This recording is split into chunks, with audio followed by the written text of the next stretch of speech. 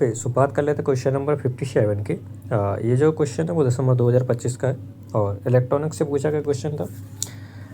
और ये मतलब बोला जाए तो ये पार्ट सी में है, 5 मार्क्स का क्वेश्चन है। सो क्वेश्चन पहले पढ़ लेते हैं और फिर देखते हैं इसको सॉल्व कैसे करना है।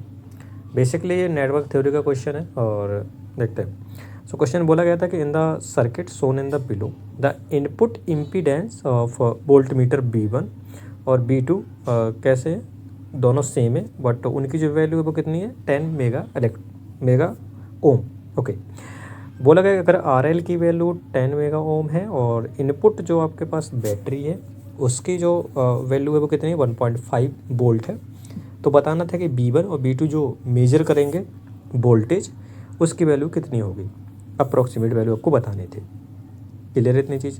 तो क्वेश्चन बोला गया कि इसका जो इंटरनल रेजिस्टेंस है जिसको इनपुट इम्पीडेंस बोल रहे हैं हम लोग यहाँ पे, वो कितना है, 10 मेगा ओम, और इसका भी कितना है, 10 मेगा ओम।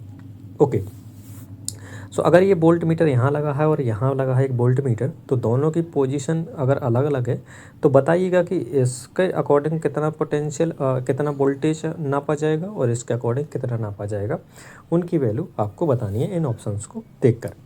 सो ये नेटवर्क थ्योरी का क्वेश्चन है और इसके क्वेश्चन की अगर सॉल्यूशन की बात करें तो वो भी हम लोग देख लेते हैं। अकॉर्डिंग टू क्वेश्चन ये हमारे पास सर्किट गिवन था और ये सारी चीज़ें मैंने यहाँ पे लिख दी। और मैंने यहाँ पे क्या किया कि मैंने मान लिया कि B1 का जो इंटरनल रेजिस्टेंस है जिसको हम लोग इनपुट इम्पीडेंस बोल रहे हैं वो कितना है, 10 मेगा ओम, और इसी प्रकार इसको B2 के रिस्पेक्ट मैंने इसको R2 बोल दिया। अकॉर्डिंग टू क्वेश्चन इनपुट आपका 1.5 वोल्ट है और आपके पास ये RL की वैल्यू 10 मेगा ओम था। ओके, सो नाउ मेरे को अगर इसके अक्रॉस क्या चाहिए, मेरे को पोटेंशियल चाहिए, और जबकि रेजिस्टेंस भी कनेक्टेड है तो इसको किस तरीके से हम लोग डील करते हैं। तो मैं क्या करता हूँ कि इस सर्किट में जो चीज़ें गिवन थी इनपुट इम्पीडेंस के रिगार्डिंग वो मैंने यहाँ पे कनेक्टेड कर दी। ओके, सो इसका इंटरनल रेजिस्टेंस मैंने कनेक्ट कर दिया यहाँ पे और इसका इनपुट इम्पीडेंस भी कनेक्ट कर दिया R2। ओके, सो अब आप सोचिएगा, मतलब आप खुद देख पा रहे हो कि ये दो जो रेजिस्टेंस है वो कैसे हैं, पैरेलल में, और इसके बाद जो भी इक्विवेलेंट रेजिस्टेंस आएगा इसका R प्राइम वो इसके साथ कैसा कनेक्टेड है, R2 से। तो अगर मैं इस सर्किट का पूरा टोटल रेजिस्टेंस निकालना चाहूँ तो वो कैसे निकलेगा, सिंपल सा, RL और R1 आपके पैरेलल में है, ये दोनों रेजिस्टेंस, और जो आपका थर्ड वाला वो कैसे सीरीज में, इसलिए यहाँ पे प्लस आ गया। तो ये पैरेलल के करस्पॉन्डिंग इक्विवेलेंट रेजिस्टेंस ये होता है और ये R2 सीरीज में है। तो यहाँ पे वैल्यू पुट करता हूँ, इसकी वैल्यू 10 थी, 10 इंटू 10 डिवाइड बाई 10 प्लस 10 और प्लस 10।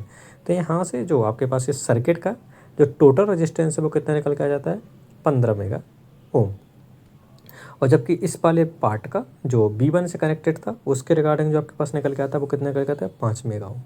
ठीक है, क्योंकि आपके पैरेलल में है तो आपके जगह। ओके, सो हम क्या करते हैं, एक एक करके हम लोग देखते हैं। सो अगर मैं B1 के करस्पॉन्डिंग निकालना चाहूँ तो यहाँ पे आपका ये जो वोल्ट मीटर है वो ऑब्वियसली यहाँ पे देख पा रहे होंगे, ये जो वोल्ट मीटर है वो आपका RL के पैरेलल में कनेक्टेड था। तो ऑब्वियसली आपको मेजर करना था इस दो पॉइंट के बीच में कितना मतलब वोल्टेज ड्रॉप हो रहा है। तो मैंने पैरेलल में क्या कर दिया, कनेक्ट कर दिया B1। नाउ अगर एक रेजिस्टेंस R प्राइम आपको गिवन है और आपको B1 निकालना है और जबकि इनपुट वोल्टेज भी क्वेश्चन में गिवन है, तो सिंपल से हम लोग क्या करते हैं यूज, सिंपल से हम लोग क्या करते हैं, वोल्टेज डिवाइडर रूल। तो वोल्टेज डिवाइडर रूल की वजह से हम लोग क्या कर सकते हैं, B1 की वैल्यू को इस तरीके से लिख सकते हैं। इसके अक्रॉस निकालना था तो लिख दिया R1, टोटल कितना है R1 प्लस R2, और इनपुट कितना है B1। सो यहाँ से वैल्यू हम लोग लिखेंगे आसाम से, ये चीज़ हो जाएगी R टोटल, ठीक है, जो हम लोग निकाल चुके हैं, और हो जाएगी R प्राइम। ठीक है, सो अब वैल्यू पुट कर लेते हैं। R प्राइम कितना निकाला था हम लोगों ने, इस छोटे से पार्ट का, ये वाला जो पार्ट था पैरेलल में दोनों थे वो 5 मेगा ओम था और टोटल हमारा 15 था, और इनपुट कितना था, 1.5 वोल्ट था। तो इससे मल्टीप्लाई करते हैं, कैलकुलेट करते हैं, तो यहाँ से आंसर आ जाता है 0.5 वोल्ट। अब अगर आप ऑप्शन मैच करेंगे तो 0.5 वोल्ट ना B1 की वैल्यू सिर्फ एक ऑप्शन में गिवन थी। तो अगर B2 भी आप कैलकुलेट नहीं करते तो इसका आंसर डायरेक्ट A हो जाएगा। लेकिन हम लोग देख लेते हैं B2 की कैलकुलेशन भी, ऑफिशियल में भी आंसर इसका A है, तो आप लोग एक पार्ट निकाल के भी आंसर फाइंड आउट कर सकते थे।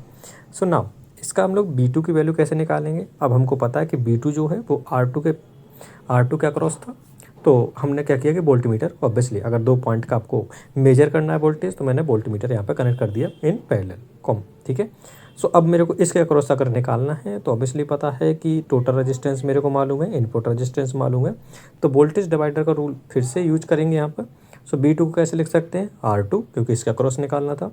टोटल हमारे पास ये है और इनपुट आपका ये है। क्लियर इतनी चीज़। तो यहाँ से वैल्यू पुट करते हैं R2 की, कितना है 10, और यहाँ पर जो आपके पास टोटल है वो 15 है और इनपुट कितना है 1.5 वोल्ट है। सो यहाँ से थोड़ा कैलकुलेट करते हैं तो यहाँ से B2 की वैल्यू आ जाती है 1 वोल्ट। सो B1 की वैल्यू आती है 0.5 और B2 की वैल्यू आती है 1 वोल्ट। सो अगर ऑप्शन देखा जाए तो ऑप्शन ए में ये दोनों चीज़ हमको मिल जाती है।